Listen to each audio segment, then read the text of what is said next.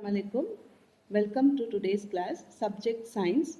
Today we are going to study about human body and the different types of organs human body has. Different parts of our body perform different functions. These parts are known as organs. In this chapter, we will learn more about the organs of our body. We are having two types of organs, okay? One is external organs. Those are the organs which we can see from outside. So the organs which we can see from outside are known as external organs of our body. For example, eyes, nose, mouth, then we have hands, chest, then legs, okay? All these are the external organs of our body. So remember, external means outside. So external parts means the parts or organs which we can see from outside. Then there are organs which are inside our body. Okay. Externally we all look different from each other.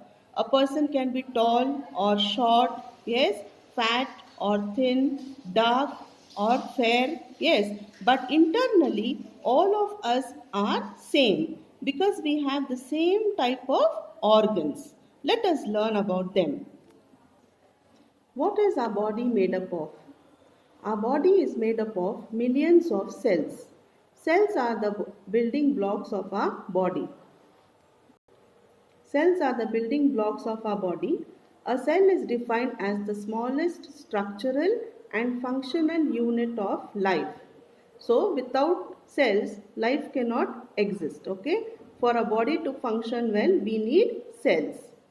There are different kinds of cells in our body. We cannot see cells with our naked eyes. We need microscope to view the cells because they are very small. And many cells together form tissues. Okay? Tissues join to form an organ. So many cells together form tissues and many tissues together form organ. And different organs join and work together to perform an organ system. So many tissues together form organs. Okay? And many organs together form an organ system. Look at this now. Cells, many cells together form tissues and many tissues together form organs and many organs together form the organ system. And then the organ system, here you can have that particular organism. So together with all the organ system, an organism is formed. Now we will learn about the internal organs of our body, which we cannot see from outside. The body parts found inside our body, which we cannot see from outside, are called internal organs. For example, heart, stomach, lungs and intestines. All these are the internal organs of our body. First we will see the first organ system, that is skeletal system. Okay. Now skeletal systems are many bones together form the skeletal system. And without a skeletal system, our body cannot walk or sit or stand. Why? Because it is the framework. It gives the frame to our body. So the bones are very, very important, and also it supports many organs which are inside. For example, the chest bone. These are the ribs. Okay. Now inside this we have many organs. For example, heart, lungs. Okay. All these are inside the ribs, and the ribs protect these organs like a cage. Next we will go to the muscular system. Okay. Keep your right arm straight. Put your left hand on your upper arm. Bend your elbow. Do you feel something move in your upper arm? These are the muscles in your arm. Muscles cover the skeletal system. Okay. So first the bones are inside, and over the bones are the muscles which are covering the bones. They pull the bones and make them move. All the muscles together form the muscular system.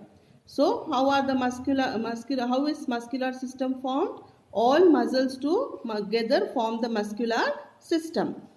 Muscles are made up of soft tissues. They help us to walk, run, jump, lift heavy objects, and so on.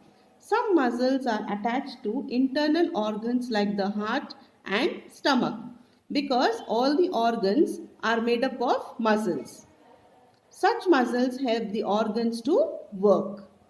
Next, we will go to the next system, which is known as digestive system. Now, next is digestive system. Digestive system is the process of changing food into a simpler form so that it can be used by our body. For example, you can see an apple.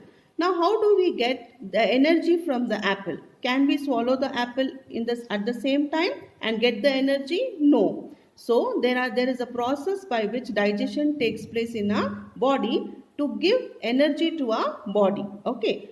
So the first process is we take the apple and bite it. Okay, we put it in our mouth and bite. So digestion starts from the mouth.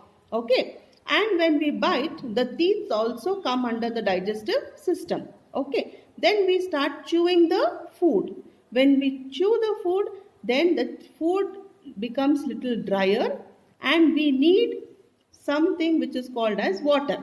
Okay. So that water which is in the mouth, which comes automatically when you chew something, is called saliva. Okay. When as we are chewing, this water gets mixed up with the food. Okay. And it becomes soft. After that, we swallow the food.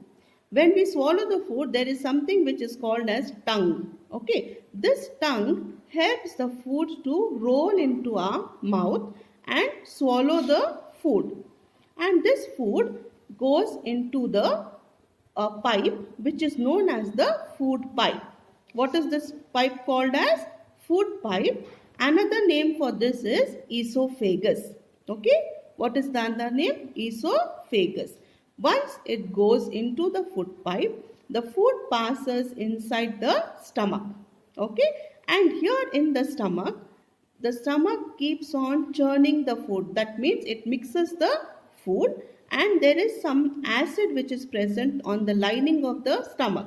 That acid is called as hydrochloric acid. And this, because of this acid and some more few juices which are in the stomach, the food which is being swallowed becomes more fine and more soft. It becomes almost like a paste. And then what happens? Here the digested food will go into the small intestine. Can you see here? There is small intestine. So the food which is digested by the stomach passes into the small intestine, and the undigested food, that means which has not been digested properly by the stomach, passes into the large intestine. Can you see this big one here? Yes, this is the large intestine which is having undigested food, and the small intestine will have the digested food, and from the small intestine it goes into the blood, and that gives the energy to our body. Okay, and the food which is not digested, which is in the large intestine, is not used by the body, so it comes out through an opening which is called as anus. Understood? So the digestion process starts from the mouth and completes till the anus. Did you get me, children? Okay. Next we will go to the next system. Next we will learn about respiratory system.